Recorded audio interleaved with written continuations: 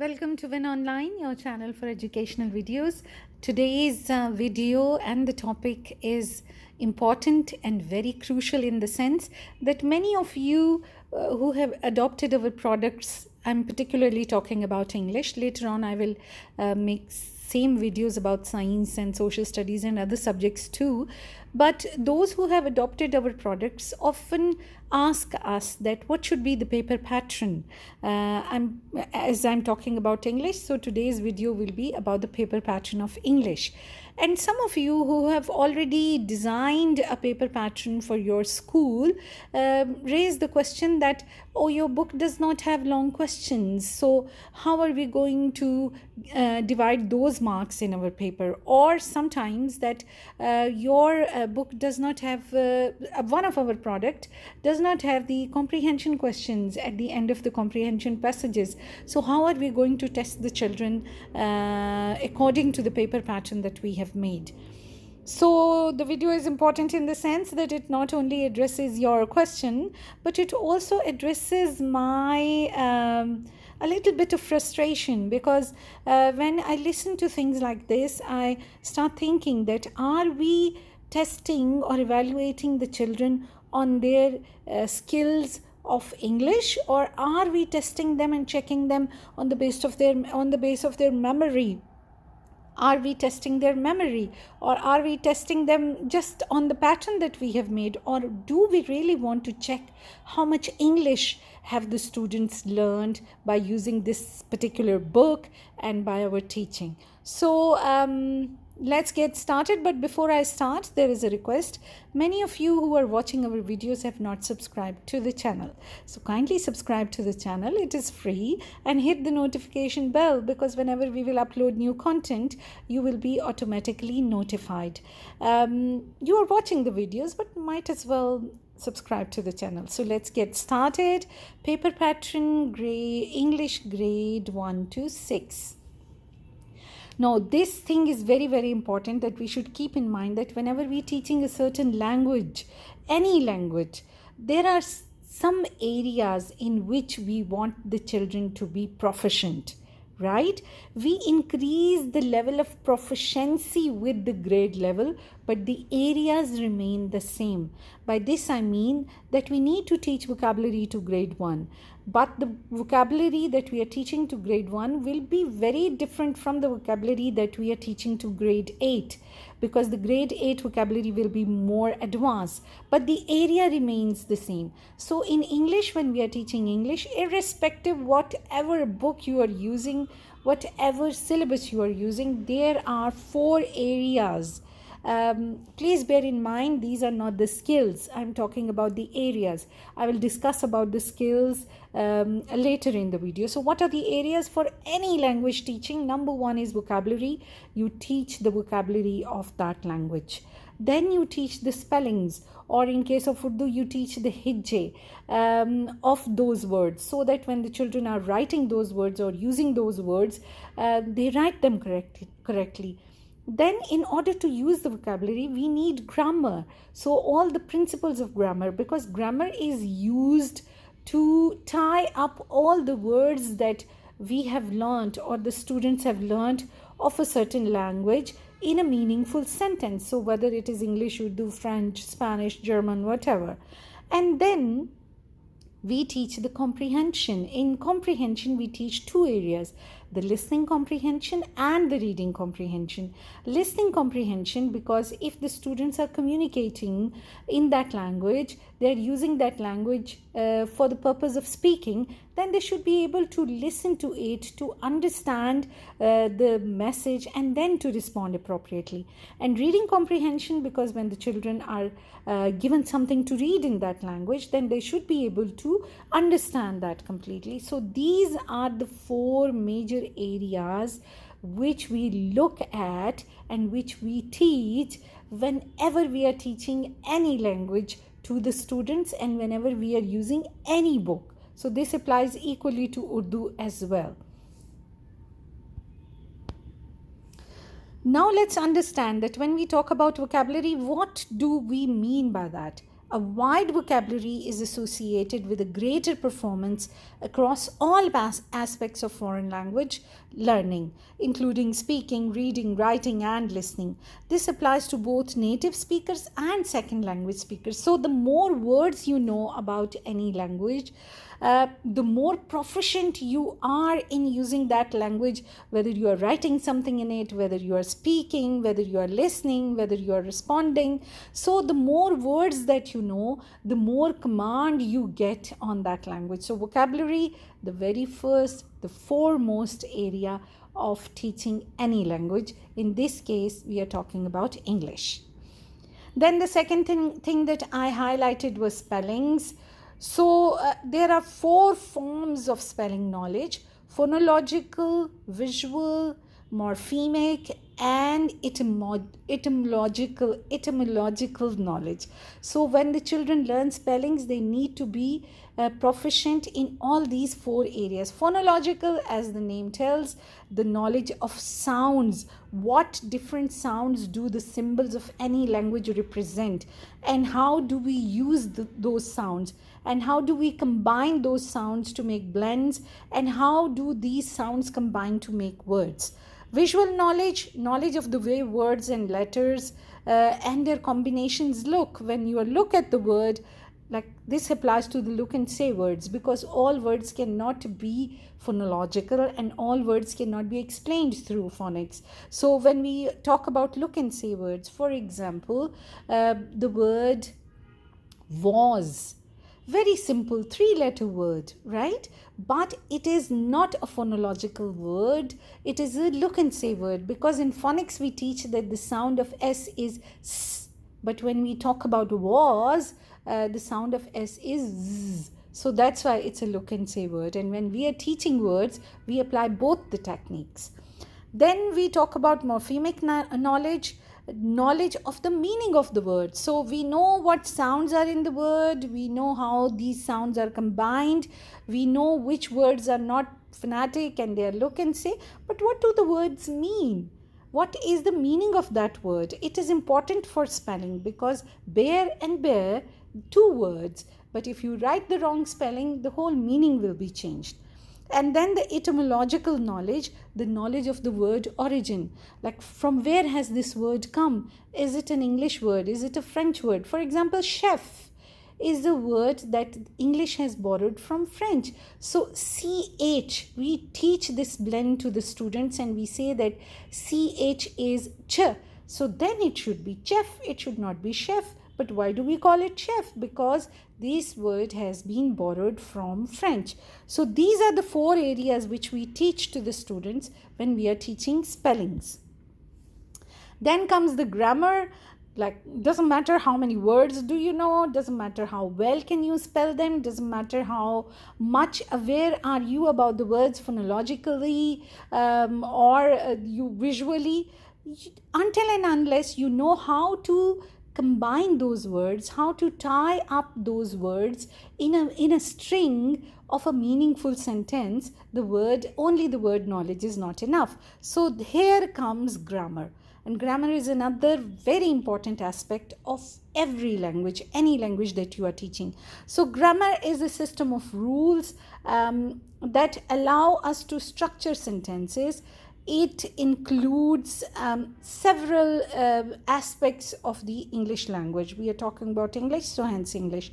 Number 1 is parts of speech. Do you know how many parts of speech are there and what are the functions of those parts of speech? Then the clauses, when we are talking about complex sentences, what are the clauses, punctuation, and the mechanics of language, like word order, semantics, and the sentence structure, also the short and the long vowels and the sounds.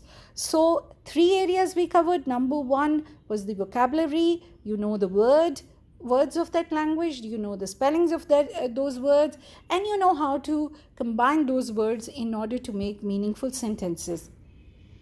And all this leads to comprehension.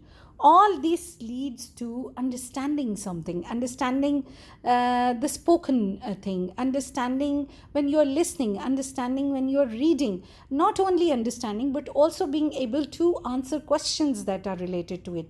So when we talk about comprehension, it involves various skills such as reading, listening, grammar, vocabulary, and context analysis to extract meaning and convey a proper understanding of the message being delivered. So the context is also important, like in what context is this word or this sentence said, and then context also gives you a lot of meaning.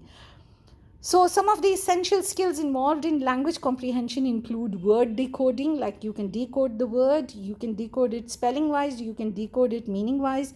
Grammar and syntax understanding, like grammar and how these words are used.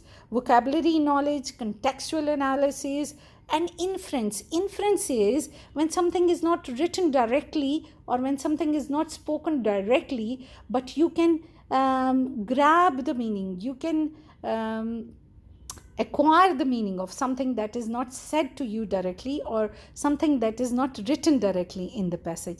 So all these skills combine to make this big comprehension skills. And then there are 3 levels of comprehension. So when we talk about grade 1 and 2, we only focus on the literacy level comprehension, like the students are able to read it and understand it. But when we go to grade 4, 5 and 6, we talk about intermediate level comprehension, in which not only something that is written is understood, but also the context is understood and the broader meaning of the written or the spoken thing is understood.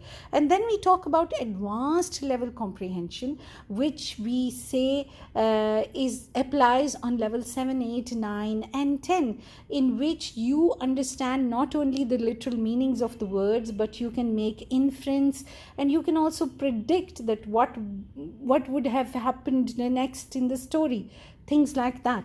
So that's why when we talk about lower level books, for books for grade 1 and 2, the comprehension is very literal, like whatever is written, you're supposed to answer that. So these are the areas of the language, and you have to test the students in these areas. What are the areas? The areas are vocabulary, the areas are spelling, the areas are grammar, and the areas are comprehension. So in your paper, these 4 areas should be tested. So maybe you can take a spelling test and this will check your knowledge of the vocabulary, or words meaning checks the knowledge of the vocabulary, or fill in the blanks with the appropriate word checks the knowledge of the vocabulary. When we talk about grammar, you can write sentences in jumbled up sentences, and children put them in order to show how the words are arranged grammatically. You can also do exercises in which you change the tense of the sentences, and that shows the knowledge of the grammar. Then you can check the comprehension by giving them comprehension passages and writing down questions, and then students read the comprehension passage and then write the answer of those questions. You can also include listening comprehension in your exam paper by making them listen to something, and then you give them the questions and they write the answers of the question, or they orally give the answers of those questions, like in standardized tests like in IELTS, you listen to something and you write the answers. So these are the 4 areas in which you have to check your students, and you have to check the students for 4 skills in all these 4 areas. So the 4 skills: reading, writing, listening and speaking. When it applies to the vocabulary, that the student should be able to read the word, the student should be able to write the word, the student should be able to identify the word when he or she listens to it, and the student should be able to speak the words. So please understand that the skills are different from the areas. When we talk about paper setting, we focus on these 4 areas only, and then different types of questions are given in these areas, but the areas remain the same. Now, what should we do? What should be the pattern? Is there one thing like a standardized pattern for the English testing? So what I say is the answer to this is that whatever the product offers in different areas. Now, any book that you are teaching, you will take that book, you will look at the book, and you will find all four areas there, right? Now, but every book will present those four areas in a different style. Every book will have a different style. So when you are testing the students, test the students according to the style of that book, not according to the pattern that you have in your head or a pattern that you have made centuries ago and you are sticking to that pattern. Not that. Look at the book. How is the book catering for vocabulary? What are the different exercises given in the book that approach the vocabulary area? How is the book catering for grammar? How is grammar tackled in the book? What is the style of comprehension that is included in the book? And then devise your pattern according to that style, so that if the children are studying one book and they are doing things according to that style and the paper pattern is altogether different to that style, it is very, very unfair with the students. They will be thrown back. They won't be able to easily approach it. So I am taking the example of 3 of our English products, and I will explain to you how does this work. I have taken my own products not because these are the only products available, but because I want to talk about my own products, and also I think that these are the best products in the market when we talk about English. So when we look at Focus English, because Focus English is a secondary English, it is English for grade 7 and 8. So the style in Focus English is altogether different. When you will look at this book, you will see that the chapter starts with discussion questions. Then it provides vocabulary, but along with the answers. And the vocabulary is numbered. You can see on which line is this word used. Then all the comprehension passages that are used in Focus English are not straightforward comprehension passages. They are extracts. Sometimes they are newspaper articles. Sometimes they are parts of stories, not full stories. And because we understand that at this level, at the level of class 6, 7 and 8, the comprehension level is advanced level. So we cannot give them literacy level comprehension passages. Also, there are more than one comprehension passage in the book. And according to the theme of the chapter, 2 comprehension passages and 1 poem is given. And then questions are given at the end. Some of the exercises are totally open-ended. So all the answers are correct as long as they are supported by a logical argument. So see, this is advanced level because the book is for grades 7 and 8, 6, 7 and 8. When we talk about Collins English is from 1 to 5, and you will see that the theme of the book is totally different. You will find vocabulary, you will find activities, you will find phonics, you will find grammar, and you will find language. Again, it addresses all those 4 areas of the language of English, but is presented in a different way. And when we talk about Right English, the presentation of Right English is totally different from these 2 books. Right English, you will find listening comprehension also, because there are CDs and audio recordings with Right English, and some of the comprehension is based on that. So children listen to the CD and then they give the answers. So all 3 products focusing on the same 4 areas of language development, but all 3 are presented in a different way. So when you are sitting down to prepare an exam paper, just look at this slide. There are 4 patterns given on this slide. What do you think? All these patterns are same or are they different? You can answer me in the comments that what do you find similar in these patterns and what do you find different in these patterns. I'll be waiting for your answers. So see, the color and the line patterns are the same, but the design is different. So what does this represent? This represents that in every English book, the areas will be the same on which you are testing them, but the style of the book will be different.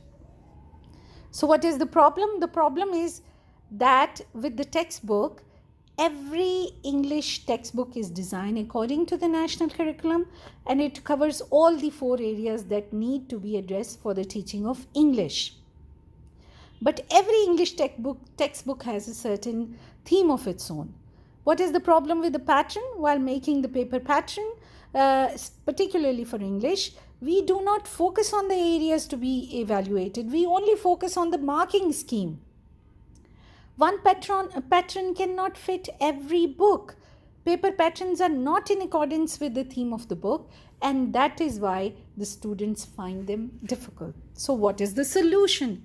The solution is change the pattern, not the book. Or do not make a request that please make long questions for this book. Long question is not the theme of that book. Okay? So how are we going to do that? You are the educationist, you are the teacher who is teaching in the class. So you are going to find the solution, but I will help you in doing that.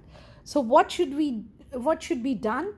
Keep the areas in mind when you are preparing a paper, especially English paper. Keep the 4 areas. What are the 4 areas? Vocabulary, spellings, grammar, and comprehension. Carefully examine the theme of the book. Look at the book. How are these 4 areas presented in the book?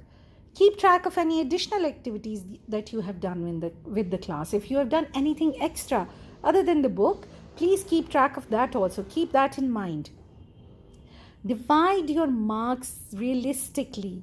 If a question has 5 parts and the parts are very short, allocate 1 mark for each part, and the question should have 5 marks only, right? And if in every part you are checking 2 things, then give 2 marks to every part, and the question should have 10 marks. Comprehension should always be unseen. Right from grade 1, I would say right from KG level, right up to metric level, the comprehension should always be unseen. Either change the questions or have a new passage altogether according to the level of the students, because you are checking the skill of the comprehension. You are not testing them for their memory. So if in the book there is a story of a king who was very sad one day, and the children have done that comprehension, do not give this question in the paper, why was the king sad? Because this question does not mean anything. The king was sad because maybe he was not listening to his favorite songs on that day. So comprehension, always give a passage and then give comprehension questions, but they should be according to the level of the students. Intimate the students and parents about the paper pattern in advance. Tell the students and the parents what will be the pattern of your English paper this year, and tell them in advance, and also give some practice to the students so that they know what to expect when it comes, when the time of the exam comes. One thing all of us have to bear in mind, parents, teachers, the exam is just part of your master plan.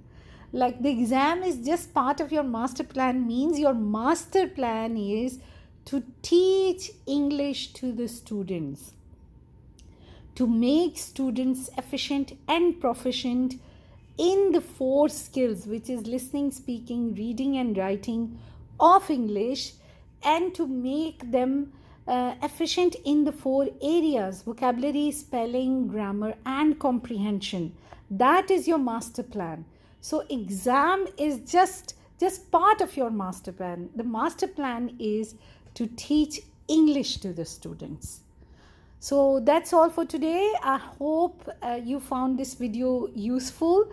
I uploaded this video, and after this I will upload some sample exam papers for all of our 3 products of English. Write English already has exam papers available, but I will make exam papers for Focus English and Collins English in order to show you how will you cater for all the areas, also keeping in accordance with the theme of the book.